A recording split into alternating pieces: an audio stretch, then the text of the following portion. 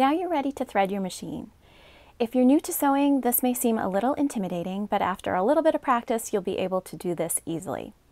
I recommend watching this video all the way through first, and then watch as you try to thread your machine along with me and pause where you need to. After you've threaded it properly, you may want to do it a few more times just to get the hang of it. You always want to use a good quality thread in your machine. You don't want to use thread that is old or thread that is looks a little bit linty, maybe it was a little bit less expensive. You would just want to use a good quality, newer thread in your machine. You can use a cotton polyester, or an all polyester thread. For most sewing, a 50 weight universal thread will work just fine, and it works really nicely in this machine. Some threads will come wound straight on the spool, and if that's the type of thread you have, in your accessories right here, you will find a spool pin, and that will go right up here, and you'll put your thread just like that.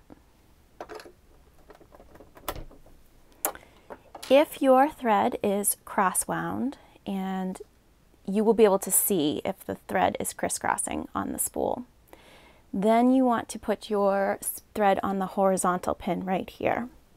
And you just want to make sure that your thread is coming from underneath the spool, like that. And you can go ahead and put it right on here. You will have 2 spool caps. I find I use the small one the most, and you just want to put that right here. You don't need this too tight because you want this thread to be able to move. If you have a bigger spool of thread, you can use the bigger spool cap just like that. The other things you want to check before we thread the machine, you want to make sure that your take-up lever here is all the way up and it's showing. So mine, I can't quite see it all the way, so I can use my hand wheel on the side and turn it. You always want to turn it forward. So just turn it until I see that all the way up like that, so I know the needle is in the highest position, and I know I'll be able to get my thread right around this lever. The other thing is that you always want to make sure that your presser foot is up when you're threading the machine so you get the proper tension. All right. I'm going to take this thread here. Now I'm going to follow these solid lines here. So I'm going to go ahead and follow these arrows. The first one here is this little thread guide, so I'm going to go right under that, and you can hear it pop in. And then this guide here, we're going to go right around, just like this. And then we're going to place the thread in this channel right here, and go down in front right here. From here, I'm still following the arrows, you can see right here. So I'm going to go right up here. And there's another arrow up here showing me that I'm going to go right around this take-up lever, just like that.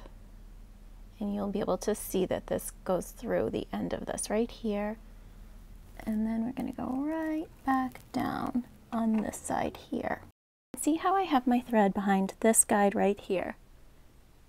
Now I'm going to go ahead and have it go behind this guide on the needle bar. Just like that. The eye of the needle is down here. Sometimes it helps just to snip the end of your thread before you do this, so you have a nice clean end. And you'll just go front to back, right through the eye of the needle.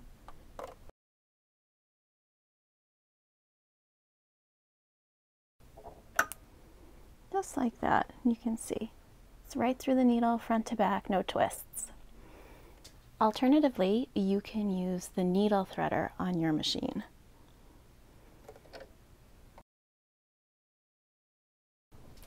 You want to make sure that your needle is in the highest position, and then you can lower this lever right here. You can see how my thread is going right around that hook right there.